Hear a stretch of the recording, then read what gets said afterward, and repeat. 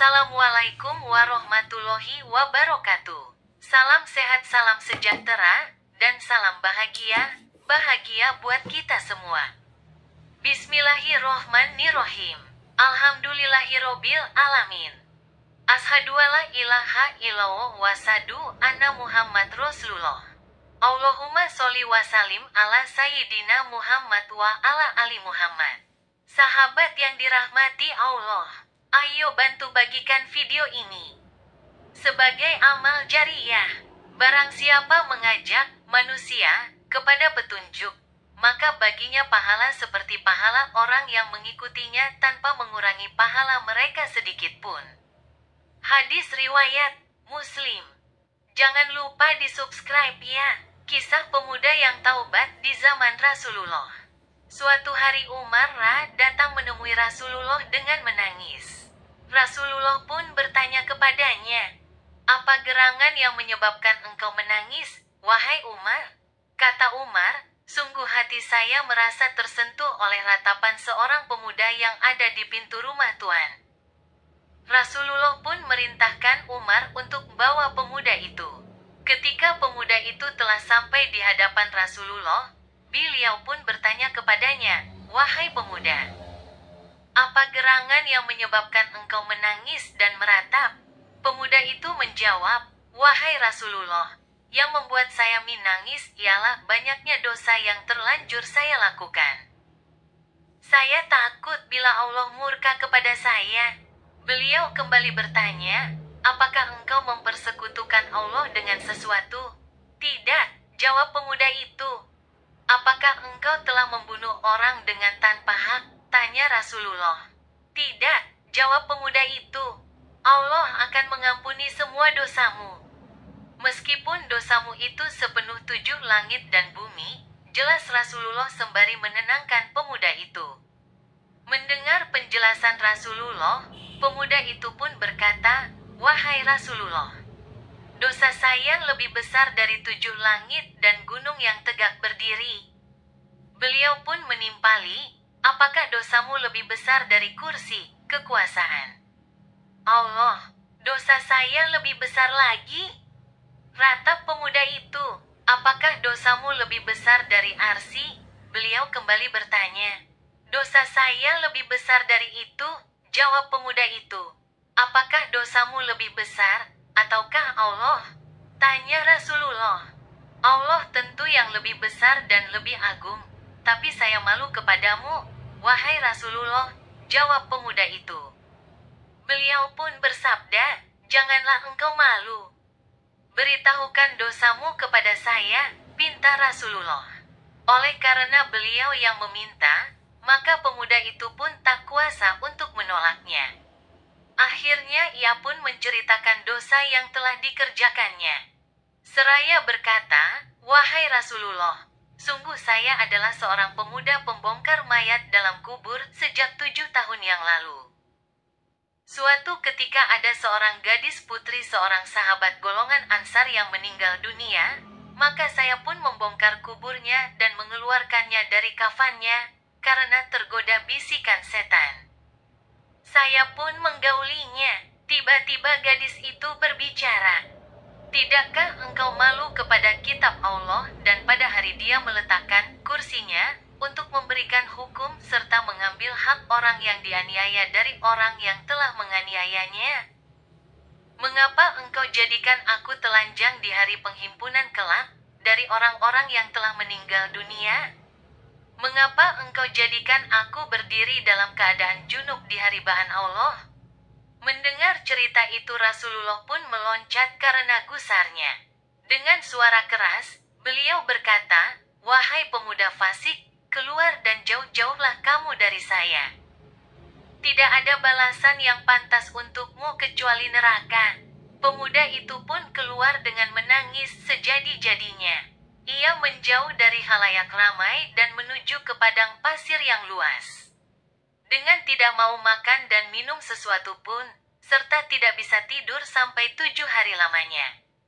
Tubuhnya pun menjadi lemah dan lunglai, hingga ia pun jatuh tersungkur di permukaan tanah berpasir yang maha luas itu.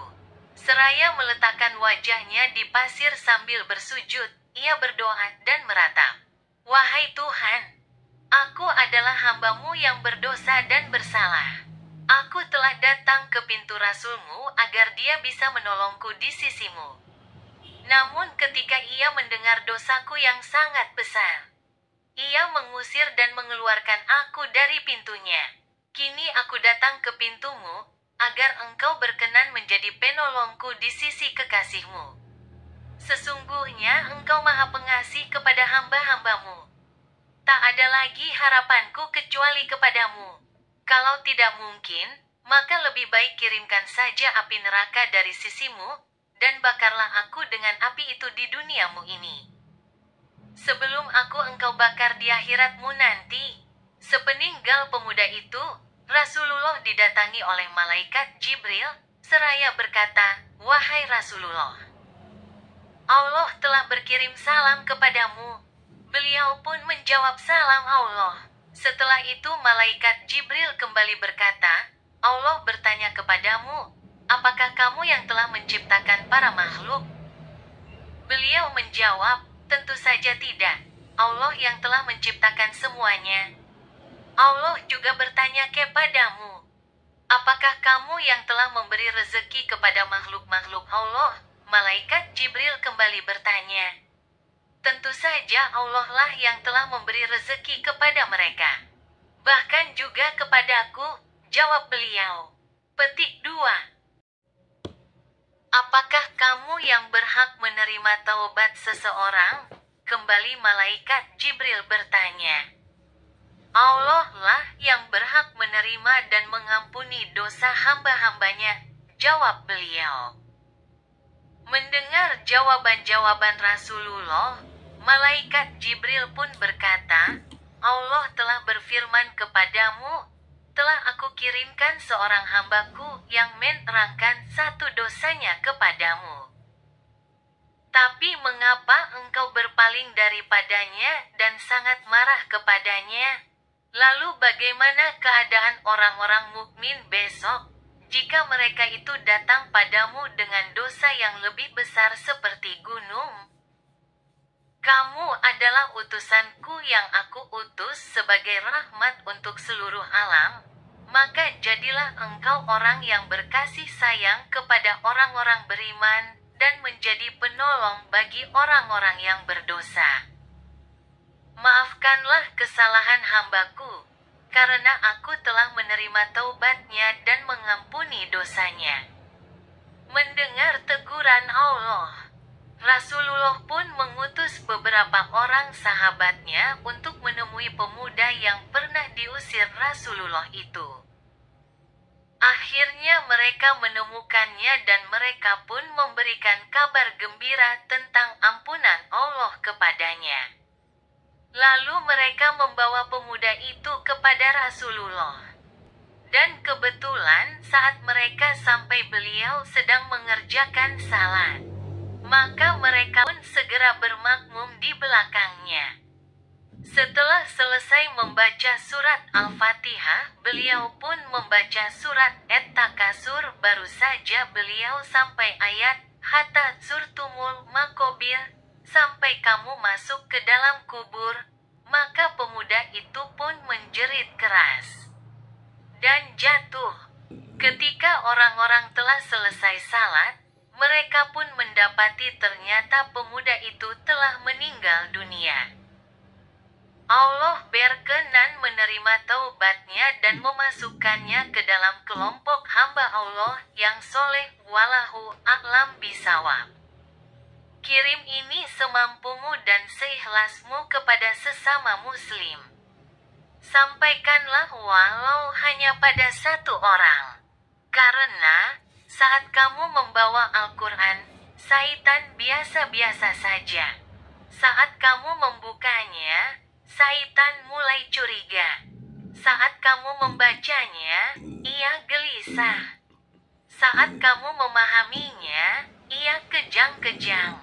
Saat kamu mengamalkan Al-Quran dalam kehidupan sehari-hari, ia stroke. Terus baca dan amalkan agar syaitan stroke semuanya juga jantungnya dan mati.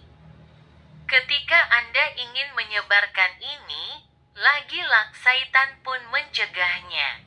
Syaitan berbisik, "Sudahlah, tak usah disebarkan, tak penting, buang waktu saja, tak mungkin akan dibaca sekecil apapun amal ibadah, Allah menghargainya, semoga menjadi amal." Amin ya robbal alamin. Ayo bantu bagikan video ini sebagai amal jariah. Barang siapa mengajak manusia kepada petunjuk, maka baginya pahala seperti pahala orang yang mengikutinya tanpa mengurangi pahala mereka sedikit pun. Hadis riwayat Muslim. Jangan lupa di-subscribe ya. Semoga bermanfaat. Demikian, ada kekhilafan dan kesalahan mohon dimaafkan. Semoga bermanfaat.